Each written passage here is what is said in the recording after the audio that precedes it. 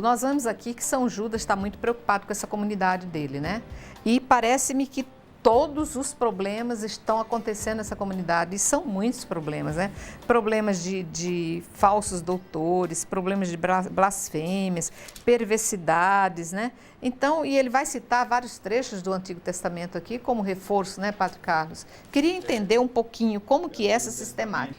Primeiramente, esclarecer um pouco o seguinte, não é que essas coisas estejam acontecendo na comunidade. Todo o problema está em volta desses falsos mestres, falsos pregadores, e ele faz uma crítica violenta, não é? Bem violenta mesmo a respeito deles, até jogando praga mesmo, né? Maldizendo o que essas pessoas estão fazendo. Ele está escrevendo para a comunidade para não caírem no erro deles, né? Claro que esses falsos doutores estão atuando lá, ou perto, pelo menos, da comunidade, e ele quer, então, né, dar um ponto final bem claro para que não caiam no engodo, né, no engano deles. Veja bem, ele caracteriza esses ímpios, né, esses falsos doutores, em três vertentes, em três coisas, que depois ele vai desdobrar nos exemplos que ele coloca, né? Ele volta a esses 3 pontos 2 ou 3 vezes nesse pequeno trecho que é a carta. Alguns indivíduos, que são esses falsos, né, se insinuaram e estão fichados para a sentença, ou seja, já estão condenados já estão anotados, né, para serem condenados pelo próprio Deus. Aí vem as 3 coisas. Primeiro, homens sem religião, ou ímpios. Pessoas que não têm respeito para com Deus. Segundo, traduzem o favor de Deus em dissolução. Aqui algumas vezes já tratamos dessa questão. O que acontece, né? Ao falar que Deus é graça, que Deus é perdão, que Deus é misericórdia, e que em Jesus nós temos então a salvação através, né, do perdão, da misericórdia, do seu sacrifício, extrapolar isso e dizer, então podemos fazer qualquer coisa. Então aquilo que é a graça de Deus em nos resgatar dos pecados, em nos perdoar, em ter a misericórdia, usar como argumento para viver de qualquer modo. De forma licenciosa, que é como fala aqui. Isso é o ponto fundamental, né? Essa seria a luxúria, seria a libertinagem, certo. A licenciosidade. A licenciosidade, ou seja, aí se refere esse interpretar, né, o perdão e a graça de Deus para ter um comportamento, mais especificamente, sexual desregrado. E o terceiro ponto, renegam o único Senhor, o único patrão, o Senhor nosso Jesus Cristo. Então, primeiro, não respeitam ao próprio Deus, não têm religião, são ímpios, não têm temor a Deus, têm uma vida desregrada, licenciosa na questão da sexualidade, de modo particular, embora não só. E o terceiro é renegar a Jesus como Senhor. Então aqui ele vai comentar a respeito desses 3 pontos. Então, o primeiro ponto, ali no versículo 5, ele vai começar a lembrar coisas, né? Quero recordar-vos que aprendestes de uma vez para sempre a doutrina reta, não é? O Salvador, aqui referindo-se a Deus Pai, tirou o povo do Egito, mas depois acabou com os incrédulos. Então, nós temos as tradições bastante lembradas, né, do Antigo Testamento, em que, então, existe o êxodo, a libertação do Egito, porém, durante a caminhada, tanto por estarem contaminados pelos ídolos, pelos deuses pagãos do Egito, como por murmurarem contra Deus no deserto, porque não tinham carne, porque não tinham pão, porque, né? O que acontece com aquela geração é castigada e morre no deserto. É o número de números que coloca isso. Número de números, depois nós temos um comentário a respeito disso, não vamos ler porque o nosso tempo é curto, né?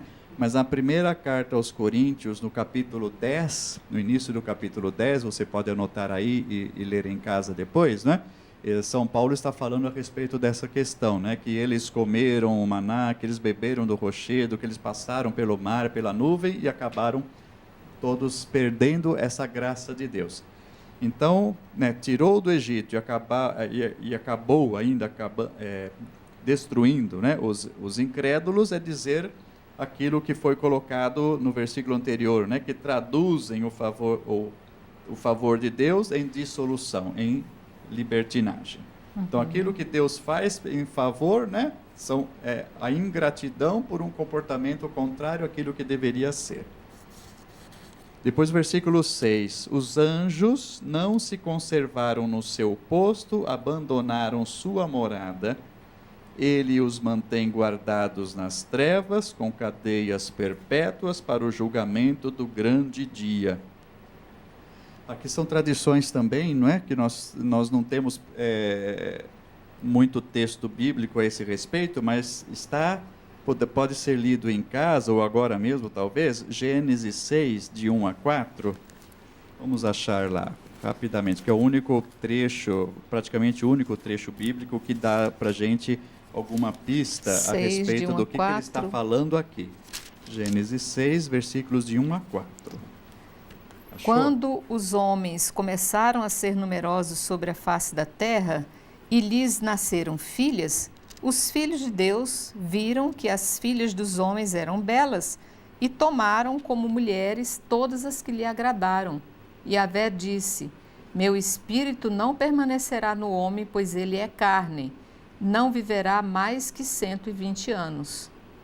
Ora, naquele tempo e também depois, quando os filhos de Deus se uniam às filhas dos homens e estas lhes davam filhos, os Nefilim habitavam sobre a terra. Estes homens famosos foram os heróis dos tempos antigos. Então, veja bem que é um texto bastante estranho, né? Estranho, difícil, que está falando, os filhos de Deus deixaram, né, a corte celeste e se uniram às mulheres dos homens, né? Seria talvez então a isso que se refere dizendo que os anjos deixaram seu lugar. E para quê? Para se unir, né, a mulheres, né? Seria um tipo de promiscuidade, né? Aqui de novo, então, o texto aqui se refere. E é o não ter também o temor a Deus, o primeiro lugar, a impiedade, ser sem religião, sem temor a Deus, esses anjos decaídos, né? E aqui eu gostaria de já rapidamente dizer também o seguinte, o que diz aí? Eles os mantêm guardados nas trevas com cadeias perpétuas para o julgamento do último dia. Então, quando se trata de anjo decaído, já vê um monte de coisa arada que o povo fala, né? É o demônio, é o diabo, é o Lúcifer, é os que estão aqui no meio de nós, fazendo o nosso mal, nos caçando, etc., como São Pedro diz alguma coisa semelhante, o leão, né, que ruge ao nosso redor. Porém, aqui a tradição de Judas está dizendo o quê? Eles estão muito bem presos. A tradução. Não, a tradução não, a tradição. A tradição mesmo? A tradição de Judas fala, eles não estão soltos no mundo fazendo mal, não. Eles estão muito bem guardados, né, nas trevas, encadeados por Deus, esperando o seu último julgamento. Então, nesse sentido, o Judas não incute medo dos anjos decaídos, não, né? Mas está incutindo medo a que nós caiamos na mesma impiedade e sejamos também condenados no último julgamento. Isso sim, não é? Depois ali fala de Sodoma e Gomorra, né? Tradições lá do Gênesis também. Gênesis 19, né? Isso, exato. Gênesis 19, de 4 a 8. Quando fala de Lot, né, de Abraão, Sodoma e Gomorra, o que acontece lá, não é? Então, versículos... Eles não tinham ainda deitado quando a casa foi cercada pelos homens da cidade. Os homens de Sodoma, desde os jovens até os velhos, todo o povo sem exceção, chamaram Ló e lhe disseram: Onde estão os homens que vieram para a tua casa esta noite? Traze-os para que deles abusemos. Segue? Acho que é suficiente. Então, aqui está lembrando o versículo 7 de Judas, né? De modo semelhante, Sodoma e Gomorra e as cidades vizinhas fornicaram, deram-se a vícios contra a natureza e agora sofrem a pena de um fogo eterno para exemplo de outros, né? Então, o que narra o Gênesis é o quê, né?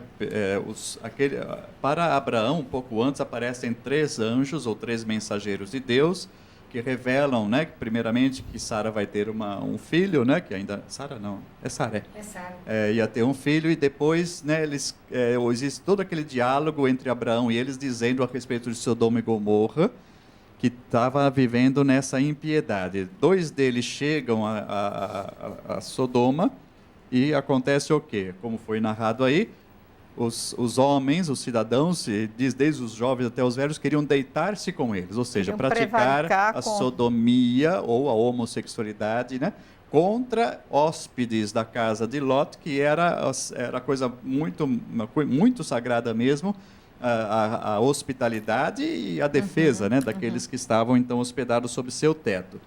Então aqui faz outra referência, né, a essa libertinagem, licenciosidade sexual, e relembra, a cidade foi destruída, né, as 2 cidades e as outras ao redor foram destruídas por Deus por essa pretensão, né, de quererem então desonrar os próprios mensageiros de Deus, os próprios anjos. Então temos anjos decaídos e também, né, a questão da libertinagem sexual aqui mais uma vez. Assim também estes, aqui está falando do quê? Agora está falando dos falsos profetas, ensinadores aqui que estão ali no meio da comunidade de Judas, né? Perdidos nos seus sonhos, desonram o corpo, desprezam a autoridade de Deus e insultam aqueles que são de Deus. Quando fala dos gloriosos ou das As glórias, glórias, né? isso. Os anjos de Deus. Aham.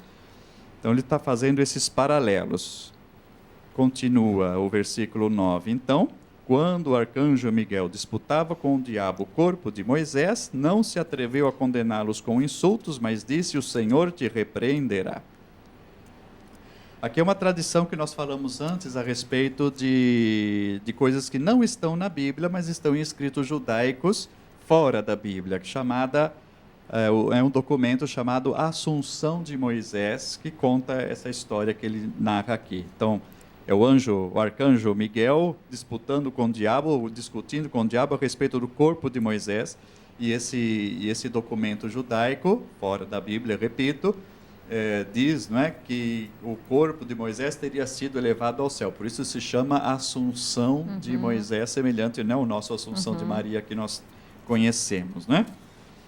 Então, Miguel não condena, não se atreve a insultar o próprio demônio, né? Mas diz: o Senhor é que vai repreender, o Senhor é que vai dar o lugar certo ao diabo, no caso, né? Então, aqui, de novo, está falando de uma condenação da parte de Deus para aqueles que se atrevem, né, a ir contra a sua autoridade, a autoridade de Deus. Como falou lá no começo, eles são ímpios, esses falsos profetas da comunidade, não tem religião, não tem temor ao Senhor. Então, eu repete aqui o versículo 10 a respeito desses falsos mestres da comunidade.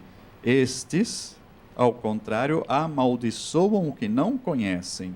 Não conhecem a quem? A Deus. Não reconhecem a Deus, amaldiçoam o próprio Deus. Como animais irracionais se corrompem com o que percebe pelos sentidos. A questão da sexualidade, né, desenfreada, e também outras coisas, né, dos nossos sentidos, não apenas a sexualidade, mas de modo especial isso. A questão da gula, podemos colocar aqui, né, a questão dos prazeres todos da carne, são como animais irracionais no seu comportamento. Ai deles, né? Aí outra lembrança, seguirão o caminho de Caim, pelo pagamento se entregaram ao extravio de Balaão, pereceram por rebeldia como Coré. Opa, quanta coisa que ele bota aqui, né? Ele está usando bastante muito o Antigo Testamento, que é o Primeiro Testamento. Livro de Gênesis. Balaão é um dos deuses do Egito. Não, vamos ver então quem são eles, né? Vamos lá. Deixa eu achar aqui, gente, porque é tanta coisa anotada. Revolta de Coré. Então aqui, primeiro fala que eles estão no caminho de Caim. O caminho de Caim qual que é mesmo? Matou a Abel. Por quê? Gênesis, né? Gênesis 4:13. Ciúme, exatamente. Isso. Deus aceitou as ofertas de Abel e não aceitou as ofertas de Caim. Isso. Qual é a interpretação disso? Então é Gênesis 4:13 que você, por favor, leia depois em casa, né? O que houve? Caim não respeita a escolha de Deus, né? Das ofertas do seu irmão e o mata. Então não aceita a autoridade de Deus, que tem a liberdade, né, de aceitar ou deixar de aceitar aquilo que lhe convém. Balaão, quem é Balaão? Balaão, nós podemos achar no livro de Números, dos capítulos 22 ao 24. Tem toda a história desse Balaão. Quem é Balaão? É um profeta escolhido por Deus, né, Amélia? Acho que você conhece bem a história do Balaão. Números, pode repetir, padre? Números, versículos 22, capítulos 22 até o 24. É um trecho bastante longo, não vamos ler aqui, não é?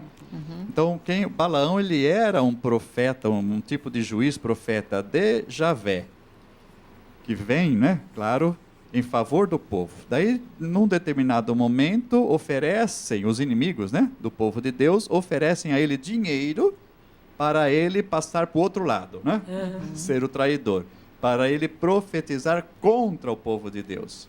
Então, por dinheiro, né, Balaão... Vende. Oi? Por dinheiro ele se vende. Ele se vende, então deixa de profetizar, abençoar o povo para amaldiçoar o povo de Deus. Então, aqui tem a ver com o quê? Aquela primeira acusação do início da carta de Judas, quando fala que trocam a graça de Deus por licenciosidade, por maldição. Então, ele que era escolhido de Deus em favor do seu povo, por dinheiro, troca o seu comportamento. E depois fala de Coré. Coré também está no livro de Números, no capítulo 31, versículo 16, de modo especial. Esse Coré é um dos mais achegados, né, de Moisés no povo de Deus, e ele se revolta contra Moisés e a sua autoridade, sendo que Moisés, né, foi aquele que foi constituído por Deus a favor do seu povo, de retirar do Egito, de dar-lhes os mandamentos, a aliança.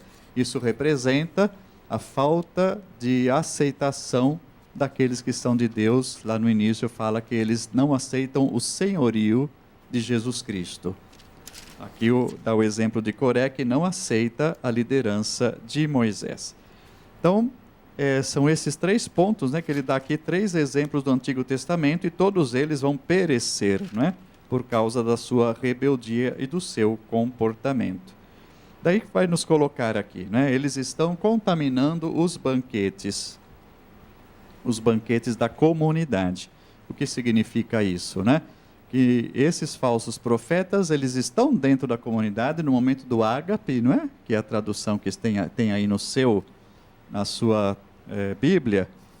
Eles, no momento em que a comunidade está celebrando, eles estão ali contaminando. Então, são maçãs podres, né, no meio do caixote, que está fazendo, né, um grande risco à comunidade. Comprometendo a sanidade dos demais. Exato, né, comprometendo toda a comunidade no seu conjunto a serem, então, contaminados e passarem, né, para esse mau comportamento. Então, a gente vê bem esse comportamento aqui nessa comunidade de São Judas, onde, mais uma vez, se tenta trazer de volta a pureza da origem, né, da comunidade, que seria o segmento da palavra de Jesus, e a gente vê que a comunidade aqui já está com vícios muito sérios, né, comprometendo, inclusive, a sanidade a gente percebe todo o povo, que né? O principal motivo da carta realmente é para defender as comunidades que estão sob a influência desses falsos doutores, né, que lá no final do 1º século já está estragando o cristianismo, a gente pode dizer assim, né? Com essas falsas doutrinas, causa divisão nas igrejas, né? E vai enfraquecendo a fé de Cristo. Então, por isso que ele escreve para defender, para ajudar mesmo a comunidade, fazendo memória do 1º Testamento. Infelizmente, embora a carta não seja longa, não vamos poder continuar, o nosso programa já acabou, mas a gente pede que você se comprometa para estar aqui no nosso próximo programa, para que a gente possa concluir o entendimento dessa carta e a gente possa guardar mais uma mensagem que fica para nós nos dias atuais, né, de que a falta da perseverança pode levar à destruição de todo um trabalho iniciado, né?